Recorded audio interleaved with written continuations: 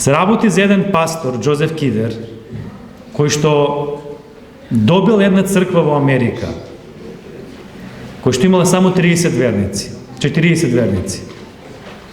Претходно, што се случило? Претходно во таа црква имала околу 100 верници и одлучиле да имаат огромна визија, огромен план. Сакале да изградат црква кој што може да собере 600 луѓе. Целата им била црквата да расте и да напредува. Но како што обично бива, ѓаволот не седи мирен и ѓаволот се потрудил да ги раскара самите верници. Од 100 души дошле на 40. Многумина од тие верници заминале во други цркви, некои се разочарале и тој доаѓа сега во една таква црква. И вели баш во тој момент го пишува својот докторат за лидершип и за ревитализација на црквите и вели сето знаење кој што јас го имав, сакав да тука едноставно нели го интегрирам, да едноставно испланирам и работам, да сето тоа што го знам, значи да го спроведам на дело. И направил план и се трудил и не вели 40 часа неделно, туку 80 часа неделно работи. И мојата сопруга работеше заедно со мене. И после 3,5 години, знаете ли кој беше резултатот? Нула. Голема нула. И тоа го навело на заклучок дека тој не е за пастор. Тој не е стручнак да црквата расте и да напредува, туку да назадува, затоа што вели за 3,5 години од 40 стигнахме на 30. И што одлучил? Одлучил да седне на компјутерот и да напише на председателот на областа дека тој едноставно се откажува од работа. И вели додека го пишувал писмото, некој задзвонил на врата, излегол да види што се случува. А во меѓувреме неговата сопруга седи на компјутерот и чита што пишувал на незиниот сопруг. И кога се враќа и прашува: Джо, што се работи? Ти мене не ми кажеш што е целата работа. Па вика: ајде, жено, размисли, уште 3,5 години, знаеш што ќе биде? Во црквата ќе останеме само јас и ти. Не ме бива едноставно, нели, за пастор, сакам да се откажам и да се вратам на старата работа. И она му вели: а ти се молеше ли за твојата црква? Се молеше ли со страст, со жар за твојата црква и за напредок на твојата црква? И он, знаете како ние знаеме да се бранеме едно друго, ама еве покушавме едно друго. Не, дали се молеше? И вика: ајде ќе покушаме.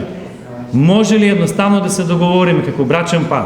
Секој понеделник да одиш во својата црква и таму да поминеш цело твое работно време на молитва. А јас ќе бидам дома исто така ќе се молам. И вели првиот понеделник оди во црква и дошол до една клупа каде што седат верници за кои што сакал да се моли. И вели после 3 минути заспав. И вели најголемиот предизвик во тој ден ми беше што да кажам на жена ми кога ќе ме праша како помина. Следниот понеделник исто така се молил 4 минути. Следниот понеделник 5 минути.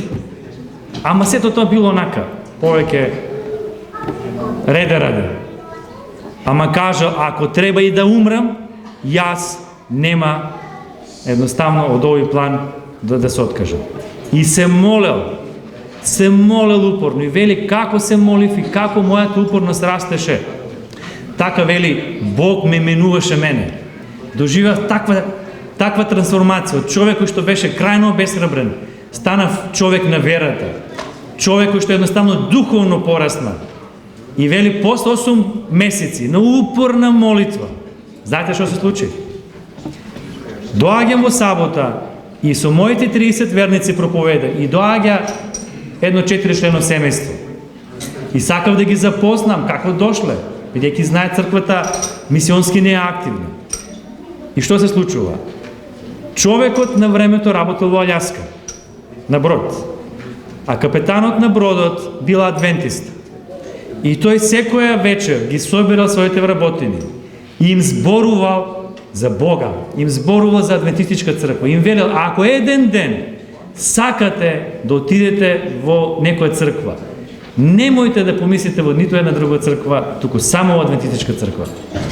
И вели, поминале години, воопшто он го заборава сето тоа. И жена му вели, абе, нашите ќерки растат, вика, никогаш во црква не сме били, а она била некогаш одела во католичка црква.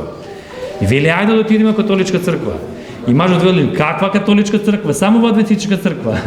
Мојот шеф ми кажа, ако некогаш ти текне да одиш во црква, само во адвентистичка црква. И вели, дојдовме. И он почнал да проучува со нив. И после неколку месеци се крштеваа. И пасторот претходно не го кажал искуството на црквата. Дошло време да ги представи пријателите и тој им збори.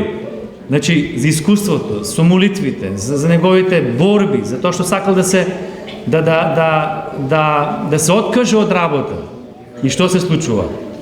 Ги крштава и вели од тие 30 луѓе доаѓа еден стар брат и вели, јас имам 4 деца. Тие 4 деца, вели, беа еднаш во црквата, сега не се. Ова ме охрабрува, искуството на пасторот ме охрабрува и јас исто така да се молам. Од другата страна доаѓа една господја.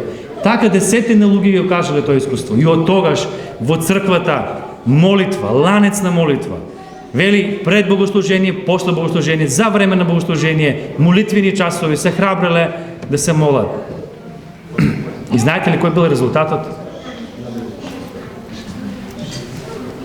Резултатот бил да од 30 верници кои што биле обесхрабрени, од 30 верници кои што биле духовно паднати, да имат 500 верници за 8 години. 500 верници кои што горат за Христа да го проповедат Евангелието. Мислите ли дека ова е невозможно? Тука во Македонија? Не е невозможно. Возможно е. Нашиот Бог е голем. Нашиот Бог чуда прави. Само проблемот е во нас што ние толку го смалуваме Господа, мислиме дека не може да прави такви чуда. Понегош мислам дека е навреда на Бога кога бараме многу мали работи. Треба да бараме големи работи. И верувам дека секој од нас има своји лични искуства. Но би сакал во молитва да се здружиме и да бараме од Господа чуда да направи. И за нас, на духовно поле, но исто така да Бог направи чудо и за нашите цркви, и за раст на нашите цркви. И затоа мислам дека првиот чекор е многу битен. Молитва. Молитва. Овој пастор вели, молитвата прво ме преобрази мене, а подосна чуда направи со таа црква. И тој има и други искуства кои што едноставно нели ги кажуваше како Бог чуда направи. Претходно имале само програма, имале планови, немале молитва. Не зборам само за молитва, ајде ќе се помолиме на Господа. Туку немале она страствена молитва, да се молат и да барат од Господа. Покасно имале планови и програми, но имале и молитва. И Бог чуда прави. Ја верувам дека Бог може тоа да го направи и овде. Имаме огромна сила која ни стои на располагање. Не се молиме, не ја бараме и покасно се жалиме зошто ја немаме. Па ја немаме затоа што не ја бараме. И мислам дека таа сила може едноставно големи чуда да направи во нашиот личен живот, а и со така и во црквата. И затоа мислам дека треба да почнеме уште денеска со овој проект, со молитва. Се согласуваме со тоа? Имате желба тоа да го направиме? И да бараме од Господа големи работи. Јас би сакал едноставно да секој од нас, најпрво ќе почнем од себе, секој од нас да се моли каде, Господи, е моето место во оваа програма СИТ. Каде ти мене ме гледаш? Насочи ги моите патишта, моите чекори, да јасно видам што е она што ти сакаш јас да го направам за моите ближни. И друга работа за која што би сакал да се молиме. За 10 луѓе кои што Бог едноставно би не водел така патот, дали тоа се роднини, пријатели, колеги, не познаници, да дојдеме да опреме до нив, да го проповедаме Евангелието. Знаете ли што е недостатокот на сето ово искуство? Што не е мое лично искуство. Разкажувам туги искуства. Би сакал после 2 години да кажам своje искуство. Ти да кажеш своje искуство, ти да кажеш своje искуство, ти да кажеш своje искуство. Да таа конференција што ќе направиме 2021 година да биде полна со искуства како Бог делува во нашите животи, во нашите цркви.